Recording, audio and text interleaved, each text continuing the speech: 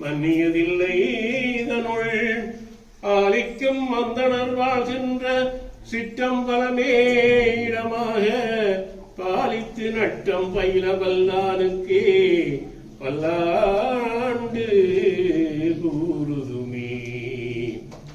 உலகலாம் உணர்ந்தோதற்கரியவன் நிலவுராமியன் நீர்மலிவேணியன் அழகு சோரியன் நம்பலத்தாடுவான் மலர் சிலம்படி வாழ்த்தி வணங்குவோம்.